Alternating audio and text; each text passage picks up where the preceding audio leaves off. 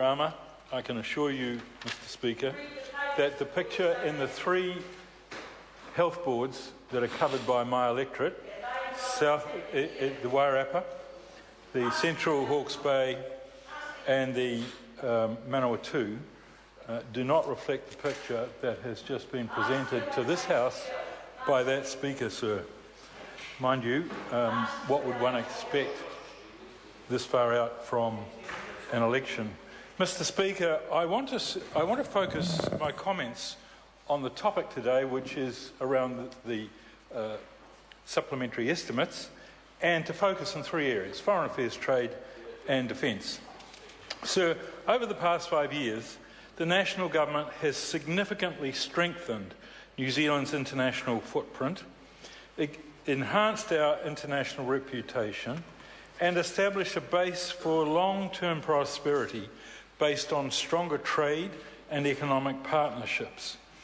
Mr. Speaker, looking ahead, there are significant opportunities for New Zealand as countries in the Asia-Pacific region develop rapidly, demand more of what we produce, and our business growth agenda is putting in place reforms to help businesses perform well, particularly with the tradable and export sectors. Mr. Speaker, that is how people in my community earn their living.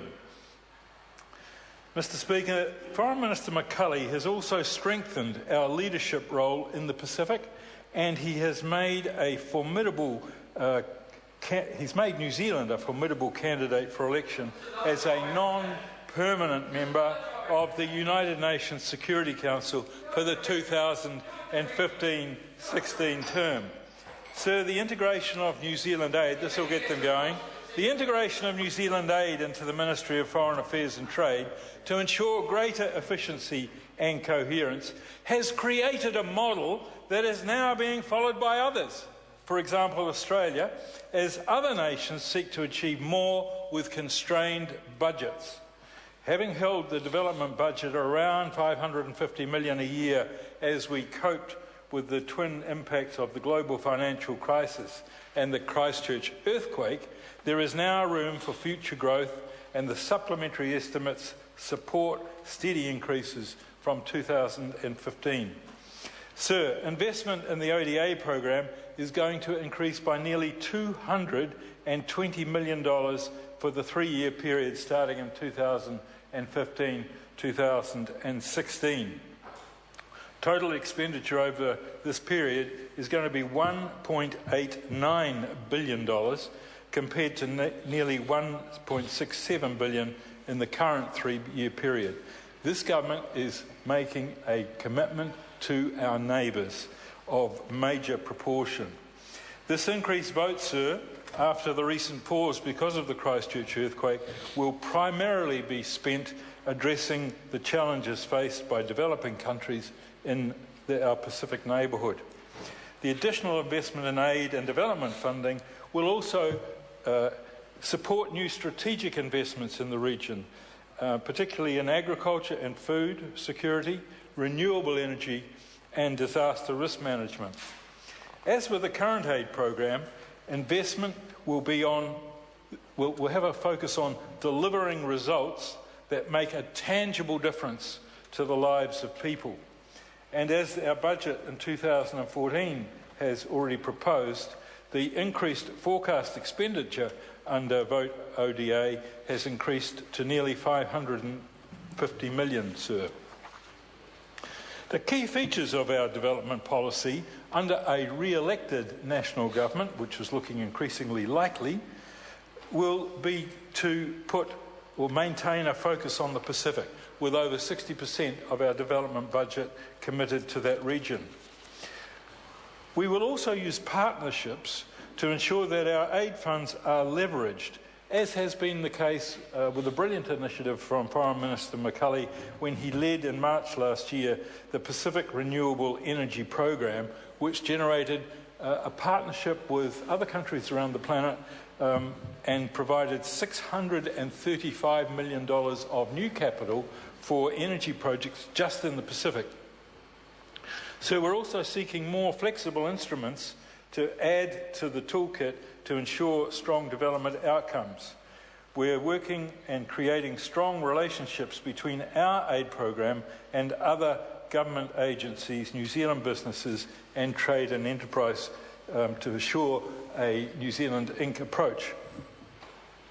So this week's papers have reported that our Prime Minister has just returned from a visit to New York and Washington, with the main focus to be to reinforce New Zealand's bid to secure a non-permanent seat on the Security Council for 2015-16, and he reported this morning in our caucus that he had received a very strong positive response. Foreign Minister McCulley, we never see him because he's working hard to campaign for a seat on the Security Council, and last week he was in Iran, Gambia, America. He's absolutely the peripatetic foreign minister. He has boosted New Zealand's profile internationally, and as a result committed he's demonstrated that New Zealand is a committed and collaborative multilateral player. McCulley has reinvigorated New Zealand's links with countries from emerging regions for the long-term benefit of New Zealand. And early in the term of the next government, I think on the 18th of October, New Zealand will face this contest for a 2-year term on the Security Council, a role we last held over 20 years ago. Our country has a strong international brand, recognised for being fair-minded and constructive in our behaviour. The national government under John Key's leadership has worked really hard to build a case for New Zealand's election to the Security Council through a campaign designed to provide lasting benefits for our reputation and influence overseas. Sir, in recent years we have enhanced relationships with our partners, as I've said. We've continued the momentum with our traditional close partners, and I'm thinking here of Australia, the United States, Canada, United Kingdom, including this year in 2014 becoming a guest of the G20 when it meets in Australia. So we have focused on the Asia and Pacific regions, consolidating relationships in the ASEAN area, and we have recently appointed an ASEAN ambassador who will be based in Jakarta.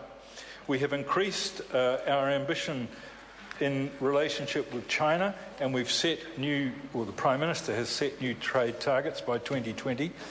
And Tim Grosser, our Foreign Minister, has led 31 high-level trade missions to Asia, Latin America and the Pacific. Under McCulley's leadership, sir, we've opened new posts in Abu Dhabi, Addis Ababa, Myanmar, Barbados and Honolulu, and we're soon going to open a new Consulate General in Chengdu in China. We have strengthened our ASEAN relationships, including with the establishment of this new ambassador in Jakarta, who will be separate from the New Zealand ambassador to Indonesia. What we're doing is seeking new diplomatic and economic opportunity for New Zealand, and we're taking a New Zealand Inc. approach across all government agencies, sir. We've done it. We've been doing this in China, the Gulf Cooperation Council, and Australia and ASEAN. We've particularly strengthened our key partnership with Australia. We've transformed our diplomatic and security relationship with the United States. Just look at our television sets last week. We've reinforced China as our largest trading partner, and we've enhanced our leadership role in the Pacific, which, as I said, now gets 60% of our budget. So before I end, I'd just like to make a few comments about defence, because if I don't, nobody else will. We have allocated $535.5 million in ongoing extra operational funding over the next 4 years, and the government's investment of $100.9 million in 2014 and 15 is the first stage of an allocation of the $535 million operational funding. So this will enable New Zealand Defence Force to maintain and improve its current mix of capabilities. It will help us sustain and grow numbers over time, and it will allow the government to continue to modernise and upgrade our New Zealand Defence Force's capability. Sir, this is a good piece of legislation and I fully support it. Thank you.